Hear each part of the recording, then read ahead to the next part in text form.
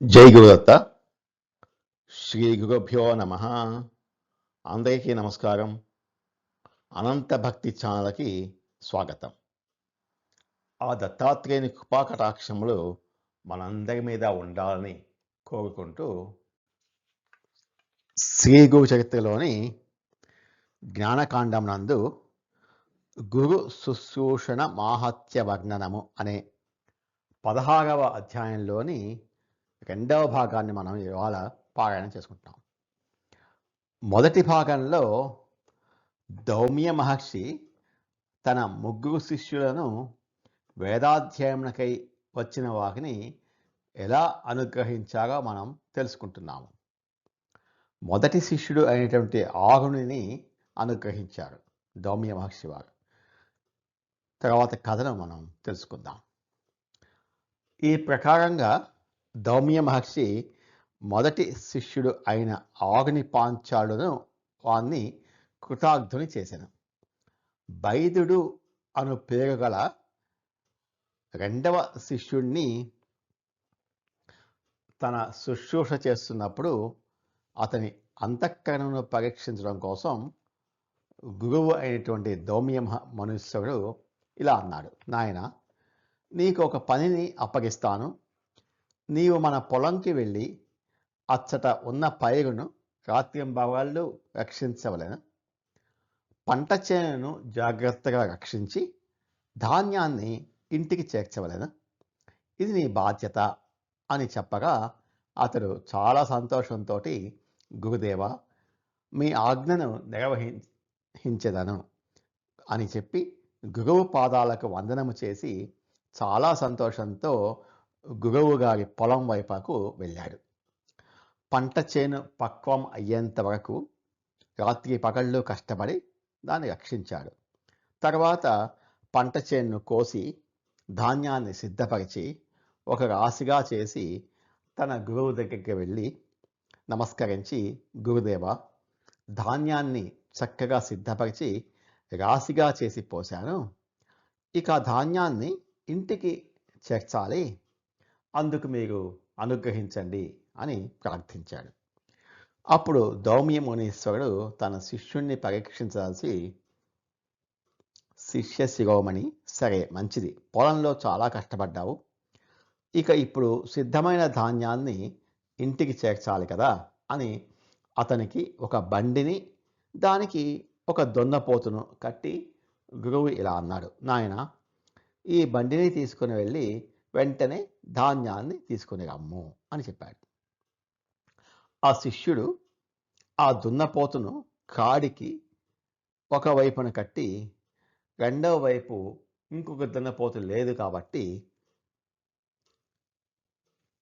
రెండవ వైపు కాడిని తన మెడపై పెట్టుకొని బండిని లాగాడు. అప్పుడప్పుడు బండి వేగంగా పరిగెత్తుతుంటే దాంతో సమానంగా తాను నడవలేక అతి కష్టంతో నిలదొక్కుంటూ కంఠానికి కాడిని జాగ్రత్తగా పట్టుకొని వెళ్ళాడు. దున్నపోతుతో పాటుగా కాడిని మెడతో లాగుచూ మార్గంలో నడుచున్నప్పుడు దురదృష్టవశాత్తు ఆ దున్నపోతు బురదలో కూరుకుపోయింది. అయ్యో, ఈ దున్నపోతు బురదలో కూరుకుపోయింది కదా అని తన మనసులో ఎంతగానో చింతించి విచారిస్తూ దున్నపోతును కాడి నుండి తొలగించి తానొక్కడే ఆ బండిని లాగసాగాడు. దీనికంటే ముందు ఆ బైదుడు ఆ బండిలోకి ధాన్య రాశిని కూడా నింపాడనమాట. అని చెప్పి విచారిస్తూ కాడి నుండి తొలగించి తానొక్కడే ఆ బండిని లాగసాగాడు. తన మెడకు ఊగిపడినట్లుగా అయి ప్రాణం పోయినంత పని అయింది. ఇదంతా జరుగుతూ ఉంటే దౌమ్యమునీశ్వరుడు ఆశ్రమం నందే ఉండి విషయాన్నంతటినీ గమనించి చాలా జాలి కలిగి శిష్యునకు ఎదురుగుండా వచ్చాడు. బండిని లాగుచున్న శిష్యుని దీనమైన క్లిష్ట పరిస్థితిని చూసి వెంటనే అతని హృదయము ద్రవించిపోయాను. శిష్యునిపై అపారమైన కృపా వృష్టి కురిపించెను. వెంటనే పరిగెత్తుకొని పోయి శిష్యుని మెడపై గల కాడిని విడిపించి దయార్ద్ర హృదయుడై ప్రేమతో అతన్ని గాఢ ఆలింగనం చేసుకొని, ఆహా, నీ దృఢమైన నిశ్చయమునకు నేను పరవశించిపోయితే నాయనా, నీవు వేదశాస్త్ర సంపన్నుడవు కాగలవు అని ఆశీర్వదించెను. వెంటనే బైదుడు సమస్త విద్యా పారంగతుడు అయ్యాడు. గురువుగారి దివ్య పాదాలకు సాష్టాంగ వందనం చేసి వారి అనుమతిని పొంది బైదుడను రెండవ శిష్యుడు తన ఇంటికి వెళ్ళిపోయాడు. అప్పుడు దౌమిల వారు మూడవ శిష్యుడైన ఉపమన్యుని సేవను పరీక్షించుటకై తన సమీపనకు పిలిచాడు. చిన్నవాడైన ఉపమన్యుడు అనేటువంటి ఆ శిష్యుడు గురు శుశ్రూష చేతిలో గొప్ప నైపుణ్యం కలవాడు. గురు సేవను చాలా ప్రీతితో చాలా ఇష్టంగా చేసేవాడు. కానీ అతనికి ఆకలి ఎక్కువ. అతను తిను ఆహారానికి హద్దు లేదు. అత్యధికమైన ఆహారం వాడికి కావాల్సి వచ్చేది.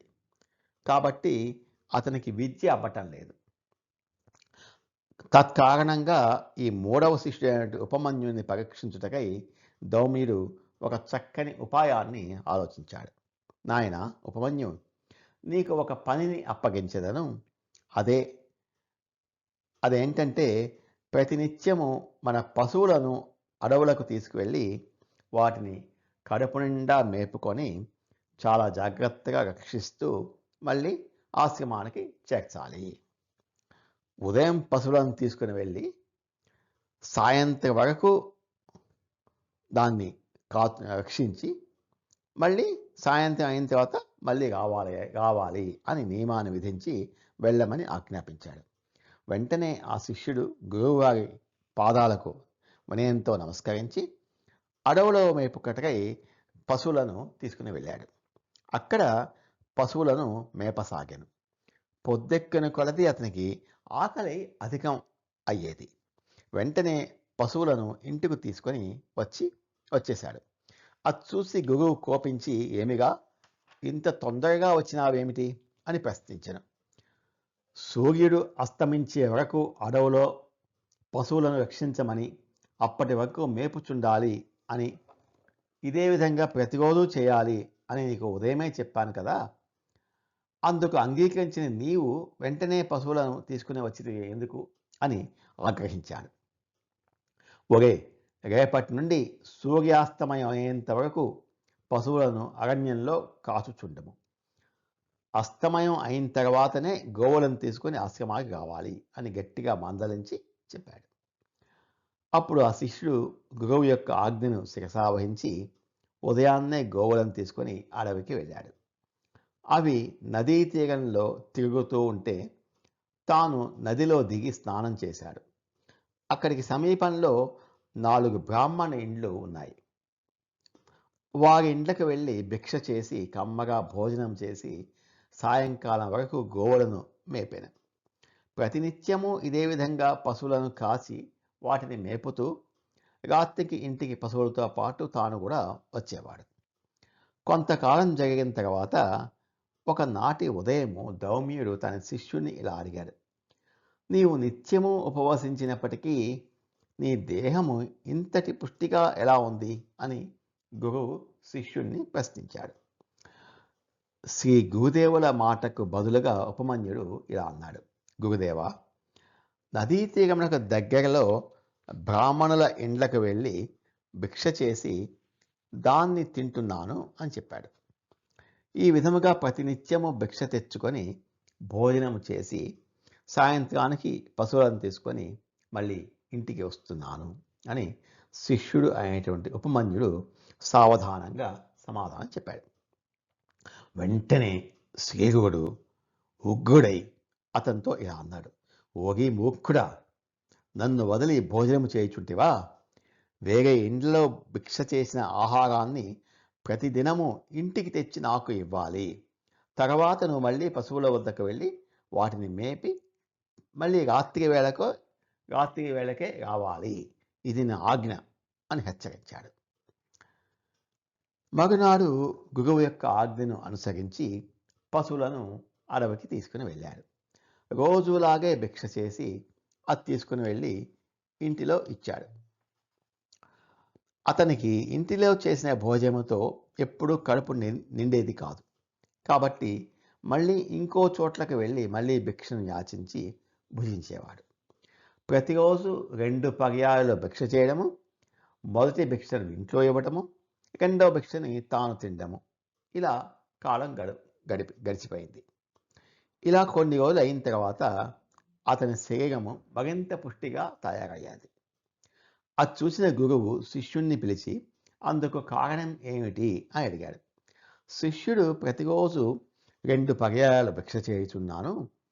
మొదటి భిక్షతో ఆకలి తీరక మళ్ళీ ఇంకోసారి భిక్షం చేసి నేను భుజిస్తున్నాను అని స్పష్టంగా చెప్పాడు. అప్పుడు గురువు, ఓరి మూర్ఖుడా, బ్రహ్మచారి 2 సార్లు మాధుకరిని యాచించకూడదు. నీవు ఎటువంటి శిష్యుడవిరా? రేపటి నుండి అలా చేయవద్దు. 2 పర్యాయాలు తీసుకునే మాధుకరమును ఇంటికే తెచ్చి ఇవ్వు అని ఆజ్ఞాపించాడు. గురువు ఆదేశాన్ని శిరసావహించి తన మనసులో ఎటువంటి కోపం పెట్టుకోకుండా చాలా ఇష్టంగా 2 పర్యాయాలు చేసిన మాధుకరమును ఇంటిలోనే ఇచ్చాడు. మరునాడు పశువులతో పాటు అడవిలో తిరుగుతూ ఉంటే కడుపులో అతనికి ఆకలైంది. ఇంతలో అతని దృష్టి గోవుల వద్ద పాలను తాగుతున్న దూడలను ఆకర్షించింది. దూడలు తమ తల్లుల వద్ద పాలు తాగుతూ ఉంటే కాగిన చొంగపాలు నేలపాలవుతోంది. వాటిని చూసి, అయ్యో, ఇవి వ్యర్థమగుచున్నవి కదా, వీటిని భూమి మీద వ్యర్థముగా పోనీయకుండా తాను తాగెదను అని అనుకొని ఆకలితోటి గబగబా పరిగెత్తుకుంటూ పోయి 2 చేతులను కలిపి తన దోసిల్లోనికి ఆ ఎంగిలి పాలను పెట్టుకొని తాగసాగాడు. తద్వారా 2 వేళలా చేసిన మాధుకరమును భక్తిభావముతో ఇంటిలో అప్పగించి చుండెను. క్షీరపానం వలన మరింత పుష్టిగా తయారయ్యాడు. కొద్ది రోజుల తర్వాత గురువు అతని శరీర పుష్టిని చూసి, ఓరి, నీవు ఇంత లావుగా ఎలా అవుతున్నావు అని ప్రశ్నించాడు. అయ్యా, నేను అడవిలో ఆవులను మేపుచున్నప్పుడు దూడలు పాలు తాగుతూ ఉంటే కాగిపోయినటువంటి ఆ చొంగ పాలను దోసిల్లో పట్టుకొని తాగుతున్నాను అని చెప్పాడు. అది విని శిష్యునిపై ఆగ్రహించి, ఓగి బుద్ధిహీనుడా, ఎంగిలి పాలను తాగితే మతిహీనుడవుతావు అని, కాబట్టి ఈ రోజు నుంచి ఆ ఎంగిలి పాలను నీవు తాగవద్దు, అలా చేయవద్దు అని చాలా కఠినంగా శాసించాడు. అయ్యో, గురువుగారు పాలు కూడా తాగవద్దన్నారు కదా అని, ఇక నిత్యము నాకు ఆహారం ఎలా లభిస్తుంది? రేపటి నుంచి నేనేమి చేయాలి అని తనలో తాను బాధపడ్డాడు. ఈ విధంగా అతడు పశువులతో పాటు అడవిలో తిరుగుచుండగా అచ్చటచ్చట జిల్లేడు చెట్ల నుండి పాలు కాగటాన్ని అతను గమనించాడు. ఆవులు గడ్డిని మేస్తూ పక్కదారిలో వెళ్తూ ఉంటే వాటిని మరల్చుట కొరకై అతడు ఒక జిల్లేడు చెట్టు యొక్క కొమ్మను విరిచాడు. దాని నుండి జలజల పాలు కాగటను చూచాడు. ఓహో, ఈ పాలు మంచివే, ఎవరి ఎంగిలివి కావు, కాబట్టి వీటిని నేను తాగి కడుపు నింపుకుంటాను అని నిశ్చయించుకున్నాడు. జిల్లేడు చెట్టు యొక్క పాలు విషపూరితము అని అతనికి తెలియదు. అతడు ఆ చెట్టు యొక్క ఆకులను చక్కగా తుంచి వాటిల్లోంచి కాగుచున్నటువంటి పాలను దప్పలోనికి పట్టుకొని తాగుతూ ఉంటే అతని కళ్ళల్లో ఆ పాలు చిమ్మిపడేది. ఫలితంగా అతని 2 కళ్ళు వెంటనే చూపును కోల్పోయాను. ఈ విధంగా దృష్టి లేని వాడై గోవులు కనిపించక దుఃఖిస్తూ ఆ గోవుల నిమిత్తమై తడుముకొనుచు అటు ఇటు పరిగెత్తుతూ ఉంటే విధి వైపరీత్యం వల్ల ఒక పాడుబడిన బావిలో పడిపోయాడు. అయ్యో, గురువుగారి గోవులు మార్గం తప్పి ఎటుపోయిందో కదా అని బాధపడ్డాడు. దానికి గురువు నన్ను ఎంతగా దూషించునో కదా అని ఆ శిష్యుడు బావిలో పడి దుఃఖించుచుండగానే సూర్యుడు అస్తమించి చీకటి పడిపోయింది. ఇంతలో ఉపమన్యుడు ఇంతవరకు రాలేదేమిటి అని ధౌమ్య మహర్షి మనస్సులో చింతించి వెంటనే అడవికి వెళ్ళాడు. అక్కడ దూరంగా గోవులు కనిపించాయి, కానీ శిష్యుడు కనిపించలేదు. అందుకు ఆయన మిగులు చింతించి బాధపడుస్తూ శిష్యుని పేరు పెట్టి బిగ్గరగా పిలిచాడు. గురువుగారు పిలిచిన పిలుపుని విన్న శిష్యుడు వెంటనే జవాబిచ్చాడు. గురుదేవా, నేను బావిలో పడిపోయి ఉన్నాను, నన్ను రక్షింపుము అని ఎలుగెత్తి ప్రార్థించను.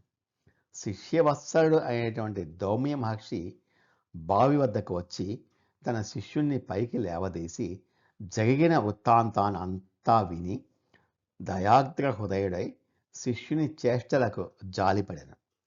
వాని అమాయకత్వములకు మనస్సునందు నొచ్చుకొనెను. వెంటనే అశ్వినీ దేవతలను స్తుతించమని శిష్యుణ్ణి ఆదేశించెను. అత్యంత భక్తిభావముతో శిష్యుడు అశ్వినీ దేవతలను స్తుతించి ఆహ్వానించాడు. తత్క్షణమే అశ్వినీ దేవతలు ప్రత్యక్షమై ఆ శిష్యునకు తిరిగి దృష్టిని ప్రసాదించి వెళ్ళిపోయాడు.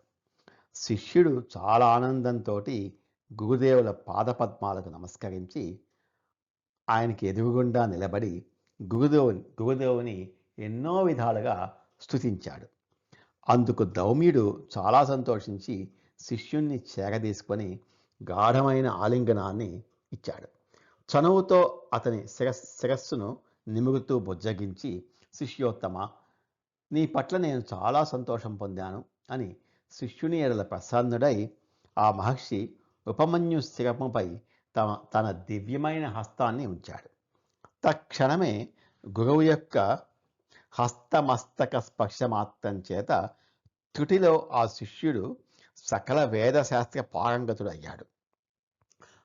గురువుగా ఆ శిష్యుణ్ణి ఆశీర్వదించి ఇలా చెప్పాడు. నాయన, వెంటనే నీవు మీ గృహానికి వెళ్ళి తల్లిదండ్రులకు నమస్కరించి వారిని సంతోషపెట్టుము. ఆ తర్వాత వివాహం చేసుకొని హాయిగా దీర్ఘాయుష్మంతుడవై సుఖంగా జీవించుము అని ఆశీర్వదించను. నీవు సాటిలేని కీర్తిని గడించెదవు. నీకు ఎంతోమంది శిష్యులు అవుతారు. ఉత్తంకుడు అనే పేరు ఉన్నటువంటి ఒక శిష్యుడు చాలా ప్రసిద్ధి పొందుతాడు. అతడు నీకు దక్షిణగా ఆదిశేషుని జయించి కుండలాలను తెచ్చి ఇస్తాడు. దానితో అతడు మిగుల కీర్తివంతుడు అవుతాడు. జనమేజయునకు ఉపదేశించి అతనితో సర్పయాగం చేయించును. ఆ ఉత్తంకుడు సర్పయాగమునందు సహేంద్ర తక్షకాయ స్వాహ అని తక్షకునితో సహా ఇంద్రుణ్ణి రప్పిస్తాడు. అతని కీర్తి ముల్లోకాల యందు వ్యాపిస్తుంది అని ధౌమ్య మహర్షి ఉపమన్యుని భవిష్యత్తును గురించి కూడా చెప్పి అతన్ని పరిపూర్ణంగా అనుగ్రహించాడు.